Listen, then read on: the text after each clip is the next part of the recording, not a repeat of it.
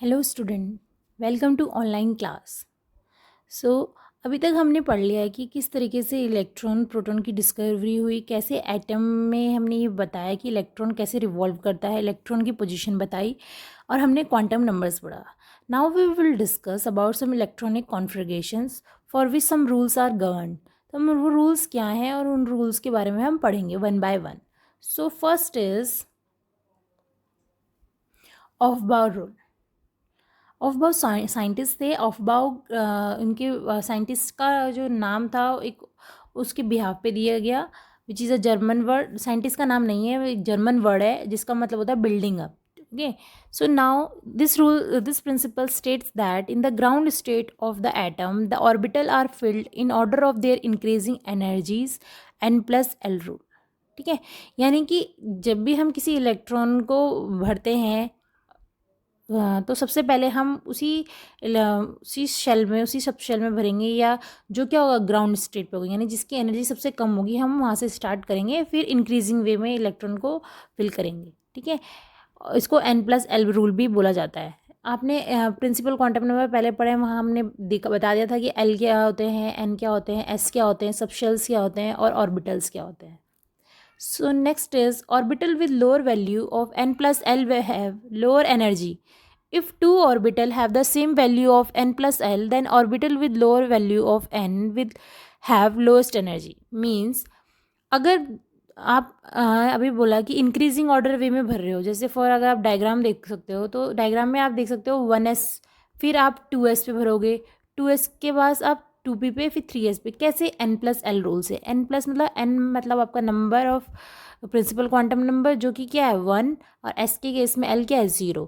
सो 1 + 0 1, 2 + 0 क्या होगा 2। तो 1 2 के में इंक्रीजिंग वे हो रहा है, इसीलिए सबसे पहले हम किस में भरेंगे 1s में भरेंगे, फिर 2s में।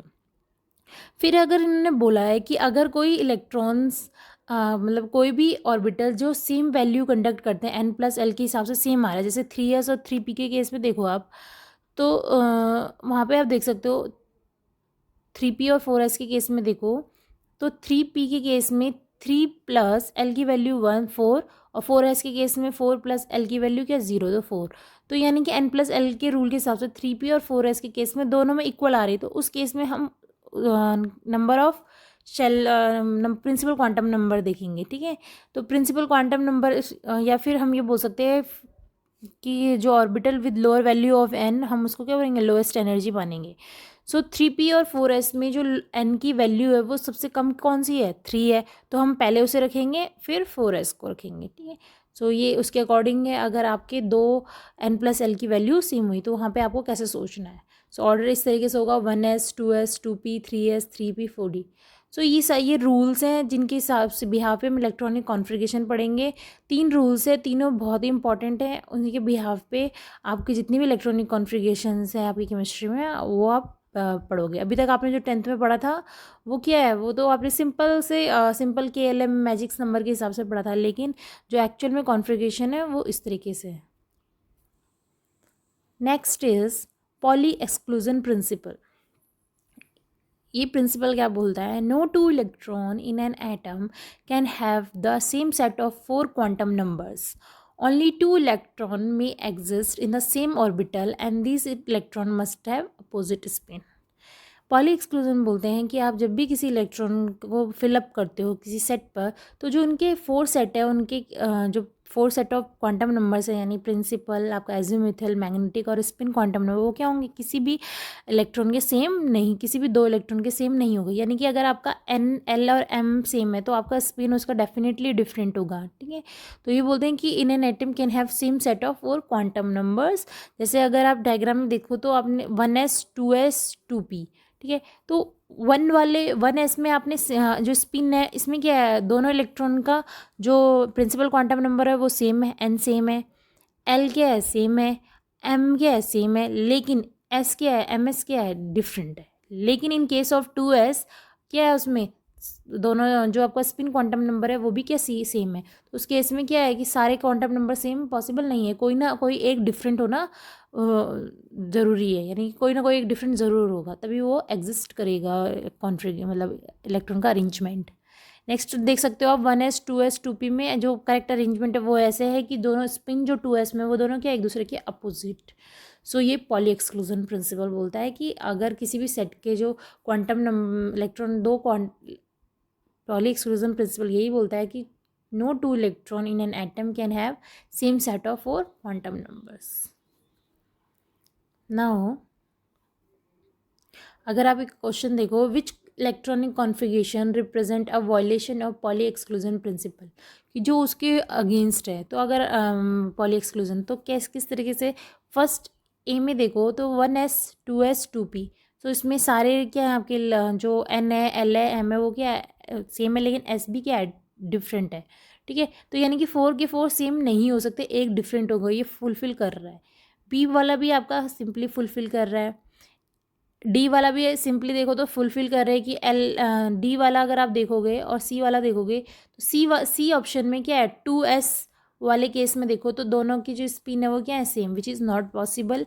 Again in D option 1s का जो है उसमें क्या है स्पिन क्या है सेम है, जो कि पॉसिबल नहीं है अकॉर्डिंग टू पॉली। सो ये क्या है आपके सी और डी क्या है जो उसके अगेंस्ट है, जो कि जो पॉली एक्सक्लूजन के हिसाब से नहीं हो सकता अरेंजमेंट, जो कि गलत है। So now next is Hund's rule. Pairing of electron in the orbital belonging to the same subshell has got one electron each, that is it is singly occupied.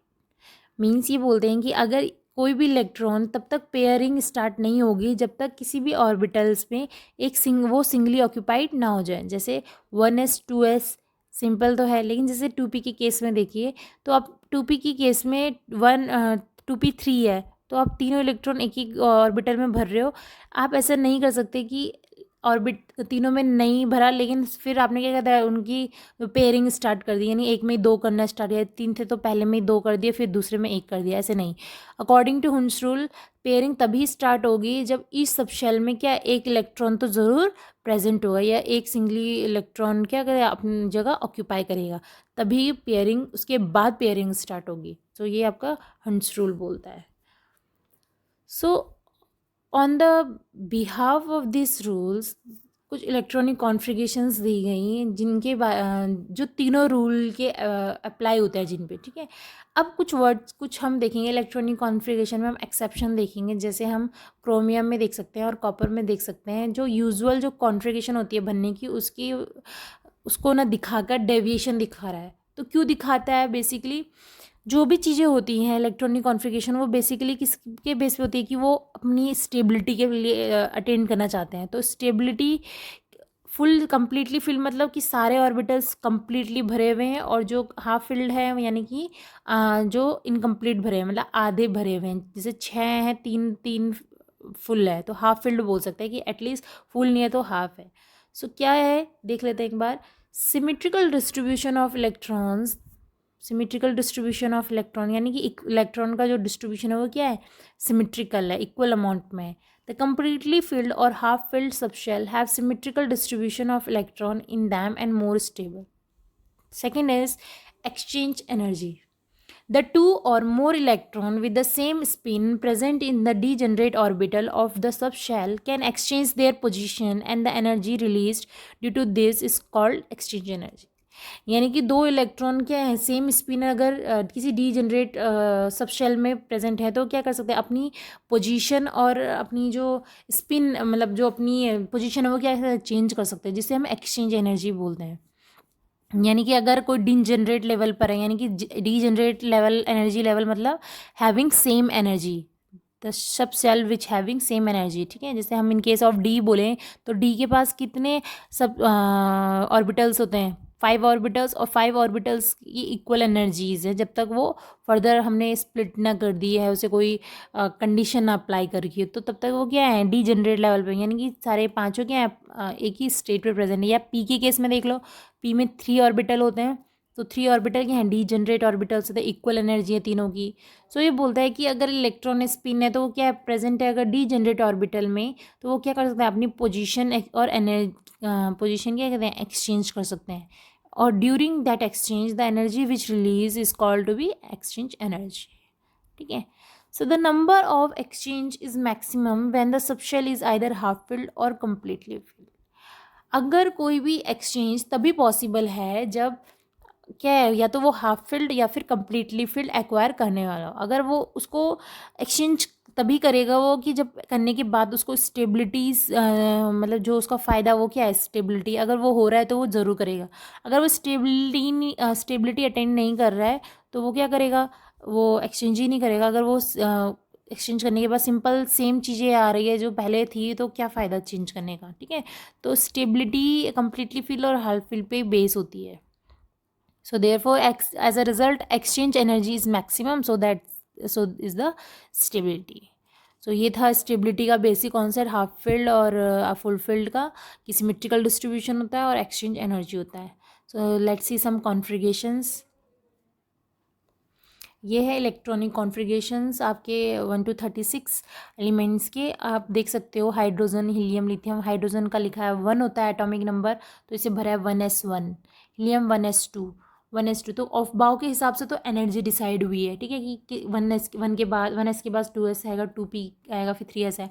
और आपकी जो पॉली एक्सक्लूजन प्रिंसिपल है वो क्या बोलते हैं, poly के हिसाब से क्या आता है कि जो इलेक्ट्रॉन है वो किस तरीके से फिल होंगे इन सब शेल्स में. यानी कि वो बोलते हैं कि अगर दो इलेक्ट्रॉन का जो स्पिन होता है वो अपोजिट नहीं होता है. ठीक है, जब अगर हम इसको सिंपली जब खोल कर लिखोगे 2p1 को या 2p3 को या 2p3 तक तो दिक्कत नहीं आती, 2p4 पे लिखते हो तो क्या है 2p तीनों ऑर्बिटल में एक एक, उसके बाद नेक्स्ट पहले वाले में. ठीक है, उसके बाद आपका जो हुंस रूल है वो क्या बोलता है कि सबसे पेयरिंग तभी स्टार्ट होगी जब सिंगली ऑक्यूपाइड होगे. तो ये तीनों रूल इन इलेक्ट्रॉनिक कॉन्फ़िगरेशन को डिसाइड करने के लिए बहुत ही इंपॉर्टेंट है. इसमें जो आप एक्सेप्शन है वो है क्रोमियम और कॉपर.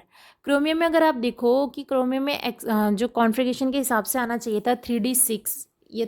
ठीक है, और 3d4 और 4s2, लेकिन आता है 3d5 और 4s2, क्योंकि जो 3d5 है वो क्या है हाफ फील्ड है, जो कि हाफ फील्ड स्टेबिलिटी की तरफ है. तो यानी कि वो स्टेबल ना, पहले स्टेबल नहीं था, लेकिन अगर वो एक्सचेंज करके स्टेबिलिटी जाएगा तो ज़रूर करेगा. ठीक है, तो इसलिए क्रोमियम और कॉपर. कॉपर के केस में भी ऐसी है, 3d9 होना चाहिए लेकिन 3d10 है, क्योंकि 3d10 क्या है कंप्लीटली फील्ड है और 3d और 4s के बीच जो एनर्जी गैप है वो कम है, तो एक्सचेंज आराम से हो जाता है. ठीक है, सो इसके बिहाफ पे बोल दिया उन्होंने कि जो क्रोमियम है वो कॉपर क्या है एक्सेप्शंस शो कर दें, जो कि एग्ज़ाम पॉइंट ऑफ व्यू से बहुत इंपॉर्टेंट है, जो बहुत बार रिपीट हुए जाते हैं. अगर अब इस केस में आपको बोल दिया इलेक्ट्रॉनिक कॉन्फ़िगरेशन आपको पता है, अब इससे आप कैसे कितनी सारी चीज़ें निकाल सकते, इससे आप इसका मैग्नेटिक बिहेवियर भी निकाल सकते हैं. लेट्स सपोज दैट आपको बोल दिया जिंक.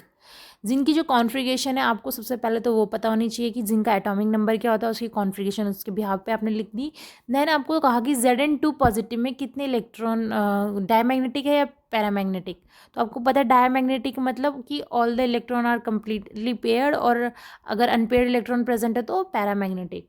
तो जिन के केस में देखो 3d, अगर Zn2 पॉजिटिव देखोगे तो 2 इलेक्ट्रॉन 4s से चले जाएंगे तो 3d10 होगा. 3d10 यानी कि 5 ऑर्बिटल में, एक ऑर्बिटल में 2 इलेक्ट्रॉन, सारे ऑर्बिटल कंप्लीटली फील्ड है. It means it is a diamagnetic nature. ठीक है, तो इसी तरीके से आप इनका मैग्नेटिक कैरेक्टर भी बता सकते हो. इलेक्ट्रॉनिक कॉन्फ़िगरेशन याद करना आपके केमिस्ट्री का एक तरीके से बोल सकते हो बेसिक टॉपिक है, जो आपको जितना ज़्यादा आपका ये स्ट्रॉन्ग होगा उतना ही आपको फ़ायदा आगे जाने टॉपिक पे मिलेगा, क्योंकि ये एक तरह से बुनियाद है. ठीक है, तो which is very very important. ये 3 रूल है, बहुत ही सिंपल रूल है, उनके भी यहाँ पे कॉन्फ़िगरेशन है. 1 to 30 बहुत ही कॉमन है. कॉपर और आपके क्रोमियम एक्सेप्शन शो करते हैं, जो कि याद रखना है. तो सो आई होप आपको टॉपिक समझ में आया हो. That's all for today.